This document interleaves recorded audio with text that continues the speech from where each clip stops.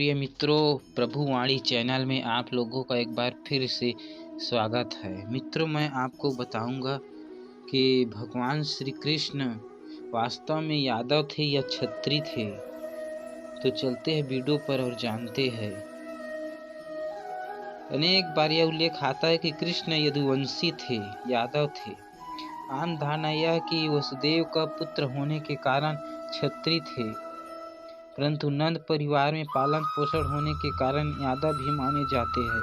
परंतु सत्य यह नहीं है, नंद परिवार यादव नहीं था, यह तो ग्वाल थे। नंद गोप ग्वालों के प्रमुख थे।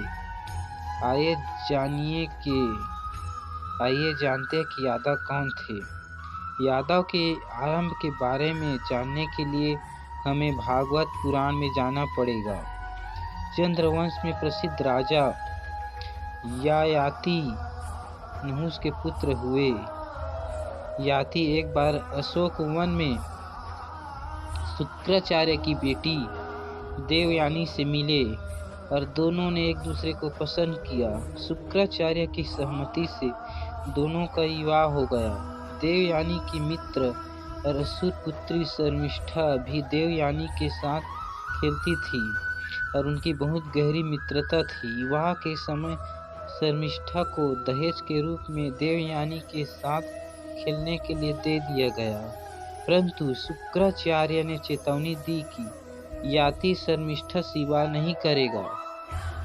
शर्मिष्ठा को एक अशोक वाटिका में स्थान दे दिया गया, जबकि देवयानी महल में रह रही थी। इसी बीच वह भी राजा को पसंद करने लगी थी। एक दिन राजा याति के वहां से निकलते समय उसने अपने मन की बात कह दी और देवयानी को बिना बताए दोनों ने विवाह कर लिया। देवयानी के 2 बेटे, शर्मिष्ठा से 3 बेटे हुए। एक दिन देवयानी को यह पता चल गया और उसने यह बात अपने पिता को बता दी। तब उन्होंने याति को श्राप दे दिया कि वह अभी बूढ़ा हो जाए, सारी शक्ति क्षीण हो जाए। शुक्राचार्य ने कहा कि अगर उसका कोई पुत्र उनकी वृद्धावस्था ले ले, बदले में अपनी जवानी दे दे, तो वह फिर से जवान हो सकते हैं। इसके बाद याति ने पुत्रों के सामने प्रस्ताव रखा कि जो उसे अपनों जवानी देगा उसे राज्य मिलेगा। सबसे छोटे बेटे पुरु ने यह प्रस्ताव स्वीकार कर लिया। कुरुवंश इन्हीं के वंशज हुए। सबसे बड़े बेटे यदु ने अपना अलग राज्य स्थापित कर यदुवंश की स्थापना की। यदु वसुदेव यदु के ही वंशज थे, इसलिए यादव भी क्षत्रिय है।